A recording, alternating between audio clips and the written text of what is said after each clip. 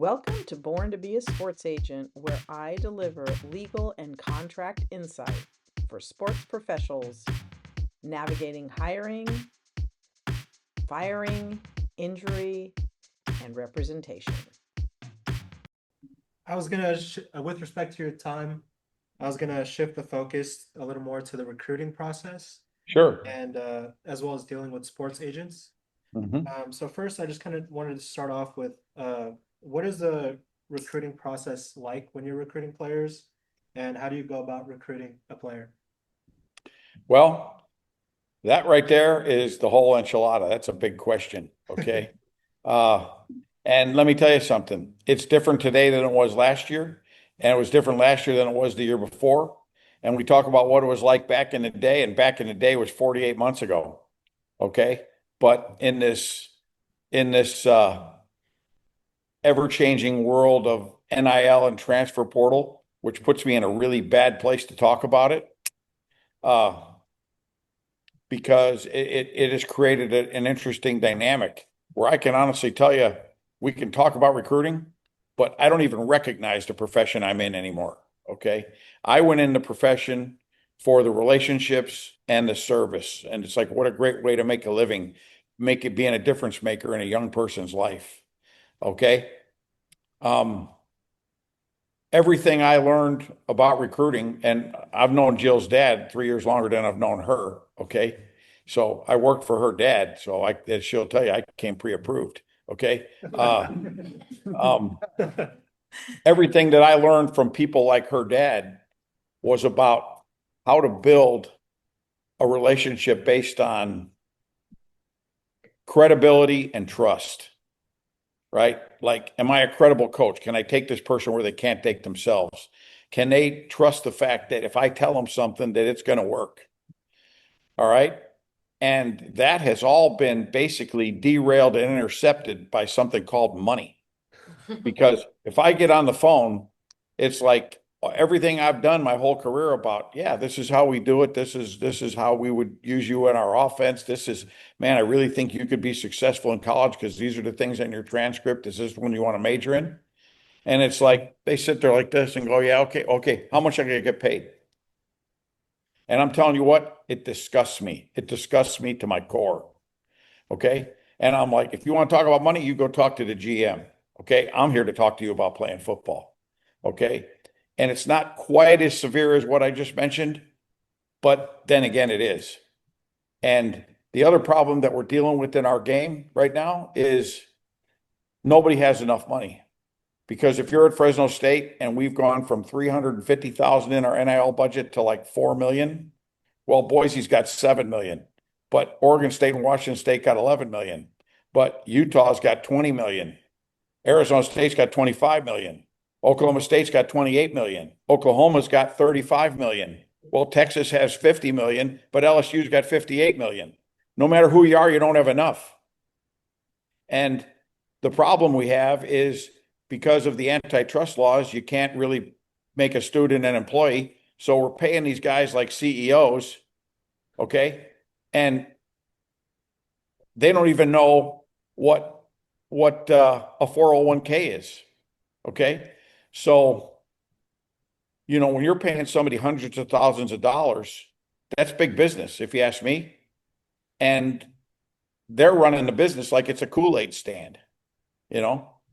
And so uh, you can hear the passion coming out in me, but how do you recruit a kid? I don't even know.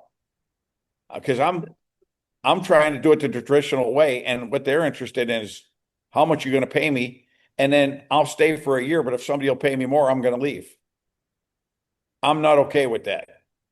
Yeah, no, I fully agree. I think there's a lot more to the game than just the money aspect. Mhm. You were mentioning like you build the relationship through trust, credibility. How did you go about doing that? Well, number one, like I say, champions love the work and wannabes love the idea. Okay. Um, you sit there and you study and you work and you create systems because it's only one of three things. It's either the player, it's the system, or it's the coach. Okay. And you create systems that you can document, and then you show that, to an athlete, and you show them where they fit, and you show them how you're going to develop them and those kinds of things. And then if you can, you can show documented results over time, right? But but that's how it's done. Trust is a simple process of making a promise and keeping it. Okay. I'm really not. Don't take this as an offhand example. It's like, we're gonna have a Zoom call tonight at 7, but it happens at 7:45. You see what I mean? I promise Okay. you that Well, wasn't my fault. yeah, and my wife will tell you how good I am at returning phone calls and showing up on time. Okay. Not very good. Okay. But when it comes to football, I'm not a minute late. I'm, whatever. Okay. But husband and wife, that's a relationship that has to be based on trust. But a football team is much more complicated because there's 105 players and 25 coaches and strength coaches. It's an organization of 150 people that have to function with one heartbeat, right? So, at the end of the day, trust is built through care, competence, and candor. Thank you. I do appreciate your passion on this subject. I was informed that you are not as passionate about sports agents and you're not as big of a fan, but I was going to shift the focus to that. Good information. What has your experience been like working with or around sports agents? Well, here's the deal.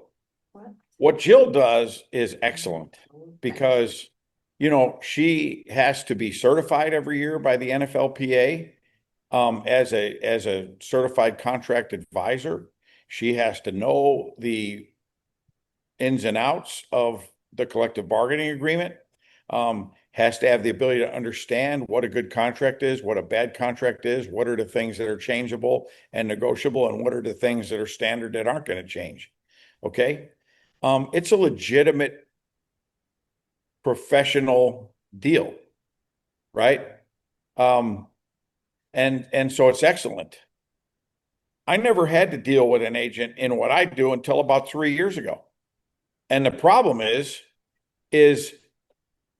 the internet, the NIL, and the transfer portal has created a cottage industry where it's like these people realize that they can make money off of athletes. Okay. I'm not going to be an expert on an NFL contract, but I do think I know that the fee is negotiable. It has to be a percentage-based fee, but it's negotiable between 1% and 3%. Those are pretty tight parameters. Okay. But if a person takes 4% of a contract, when you run it through the system in the state of California with income tax and everything else, 4% is a month's salary. That's a pretty hefty price to pay. And some of these people are taking 20%. Oh, I'll get you recruited. I'll do this. I'll do that. At the end of the day, they're not getting that kid recruited. That kid is getting recruited because we identified his talent. And the only agent I'm interested in talking to is his high school coach. Okay. Is I want to know what it's like to coach that young person. But all of a sudden, you've got all these people that are kind of showing up. They're kind of showing up in these people's lives saying they can help them with this and help them with that. And the people believe them, and it's not true. Unqualified. They're not attorneys too, most of them. Well, yeah, they're just not qualified. And there is no qualifying body. Because if you don't have a contract, if you can't make them employee, you're not going to have a contract. If you don't have a contract, you can't have collective bargaining. And if you don't have collective bargaining, you've got no salary cap. Okay. Thus, you've got no organization like the NFLPA. So these people are called street agents for a reason. Okay. And now I'm going to be graphic with you because I don't mind being graphic, but they're just pimps. That's all they are. The name, title of the. Yeah. You know, these people come in and they say, talk to my representative. I don't want to talk to the representative. I want to talk to them. There's not going to be a contract anyway. There actually is a contract, John. Your university does provide a contract on the rev share. Yeah, okay, perfect. Great. I'm all for it. You just don't know about it, but there is. Yeah. Yeah. Yeah. All I know is when we pay them money, they better make a tackle. Some of these guys like everything about football, but football. With respect to time, I'm just gonna ask one last question and then I'll pass it on to my colleague. But what advice would you give to someone who wants to become a sports agent? Okay. Well, here's the deal. At the end of the day, be an attorney. Okay. All right. Working on that. Because I really wonder, how does a person really deal with, you know, contracts and those kinds of things if they're not well versed in that? So that's number one. Number two, it can be a very honorable profession, right? And like I think I mentioned earlier, when I was talking to Corey, you know, people start talking about agents, you know, coaches, they want agents, players, they want agents. Well, they think that the agent is going to get them recruited. They think the agent's going to get them drafted. They think the agent's going to get them this. You know, here's what I know. If you put a house on the market, the house is either priced right or it's not. The house either shows well or it doesn't. The house will sell itself and the market will tell you the price. So what the real estate agent is there to do, the same as the other agent, is to protect both parties with the terms of a contract. It's a very honorable profession, but it has to have standards, and it has to have well, I guess standards is the word I'm looking for. It you know, standard operating procedures that everybody can agree by, that and that I think that people need to be certified, because there's a lot of young people getting ripped off because of the lack of standards and the lack of governance. Okay. And yet without standards and governance, that means that we're flooding the market with all kinds of unqualified people. So yeah, what would I say? Number one, be qualified. Number two, be an attorney, understand contracts, and then, you know, work with integrity. And then it's an honorable profession. Thank you so much. I appreciate your Mhm. time. Yeah. I'm gonna pass it over to Briant.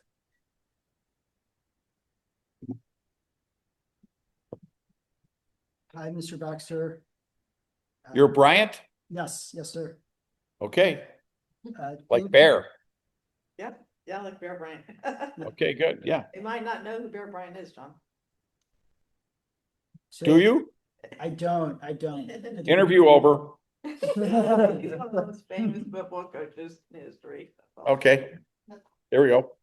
All right, Brant, let's roll. Yes. Okay. So thank you for joining us today. I want to switch topics a little bit, and due to time constraints, I'm only going to ask you a few questions.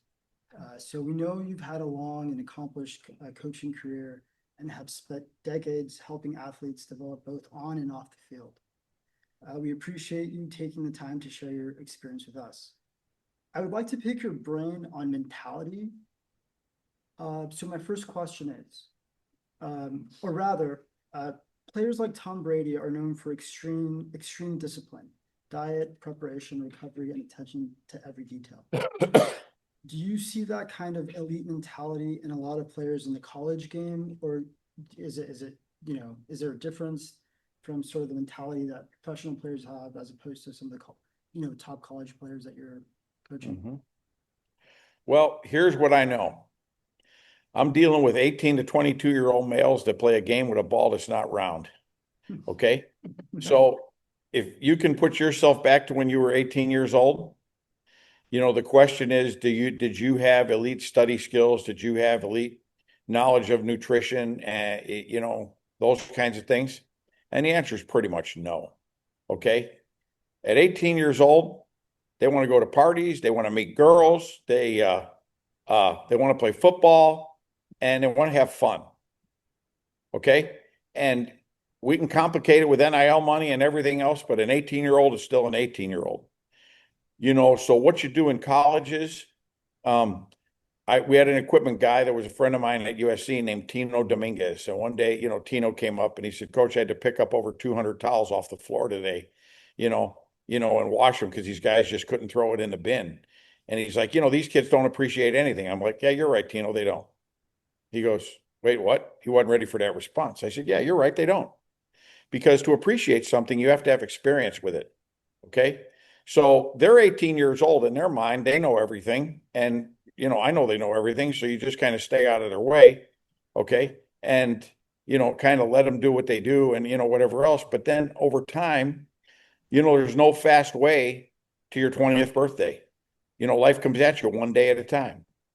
And so what you do is you try to keep these kids in a channel and you surround them with academic support. You surround them with good advice and a great relationship with a coach. You surround them with a nutritionist and a strength coach and all these types of things. And over time, they develop an appreciation for the resources you provided them and how to use them.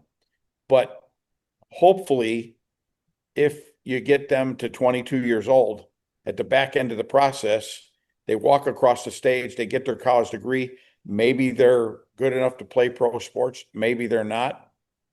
Okay. But hopefully you have a significantly changed person in terms of, what they know and how much they appreciate. So at the end of the day, when you're looking for an 18-year-old football player or a 17-year-old football player, it's like looking for an entry-level position for a person coming out of college. What I'm trying to do is find out, one, do they love to play? Okay. Because there's kids now and there's also coaches now who are going to do this for the money. The best pros, the Tom Brady's, they'd play for free. Okay. I'm looking for the guy who play for free. I'm looking for the guy that wants to train, that wants to get better, that wants to work out, that's hungry. And like we say here, hungry dogs hunt best. Okay. And not only hungry, but they're starving. That's what we're looking for in the evaluation process. Right. But so hopefully to answer your question, when we're dealing with an 18-year-old, we're dealing with a young person who is 18 and all their prior experience in life is known as childhood. And it's our job to take them through young adulthood and help them appreciate, some of the things that are going to come their way, like an education. I see. So it sounds like you take the players and you try to sort of guide them in the right direction. And then hopefully by the time they graduate, they were able to use some of the resources that you provided to them, and they're able to, be better players and better people overall. Yeah, that's right. Because I'm not in the business of making pros. I'm in the business of making better people that are college football players. If at the end of it they're pros, then fine, they're pros. But that's not my outcome. Okay. And then across all athletes and people you've coached, have you noticed a common mindset among the ones who become eventually exceptional and maybe go on to the NFL or to have, exceptional careers? Is there sort of a common thread or common? Yeah, there's a very common thread. Okay. And this is what I always say. Talent is the raw material. Skill is the finished product. Okay. And so so how do you go from talent to skilled? It takes passion. It takes perseverance, right? And it takes relentless grit. But if a guy doesn't have the passion and the perseverance, it's never going to work. You got to have a burning desire to get to the outcome, no matter what the obstacles are. Because if you don't, the quit button's too easy. But there's a certain baseline of talent that kind of needs to be there, but talent is a very broad category. Talent could be quickness. Talent could be speed. Talent could be strength.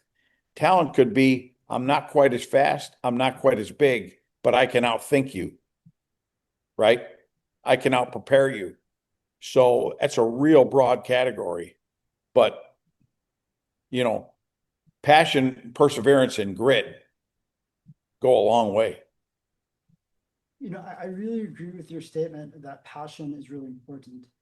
Having grown up playing sports, you know, one of the things that I've realized is that, you know, all players that I've known who've made it to the pro level have just had a passion for the game, and they would have played the game for free.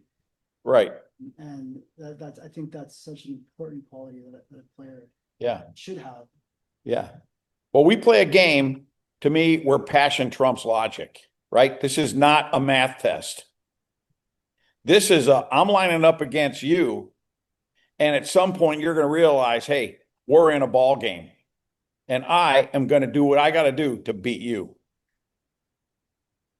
And when, you know, now that my daughter's a little bit older, she's like, Dad, I love watching you on the sideline, just sitting there flexing on those guys across the way. Okay. When I prepare during the week, I will go on a hunger strike to find a way to make a play on somebody. And I'm going to spend 60 minutes trying to put that other guy in checkmate and make him say uncle. Okay. If you don't have that mindset, then competitive sports is not for you. Mr. Baxter, we've run out of time here, it looks like. Thank you so much for your time. Yes, thank you, sir. Thank you. You bet. Thanks for listening to Born to be a Sports Agent, where we discuss relevant legal issues, contract issues, and discuss representation for everyone in sports. This is Jill McBride Baxter, and my core values are protection, advocacy, and trust. If you are looking for representation and you need someone to take you where you can't take yourself, please go to my website at jillmcbridebaxter.com or email me at jillbaxter@me.com and set up a meeting for a free consultation. Thanks for listening. Have a fantastic week and good luck in sports.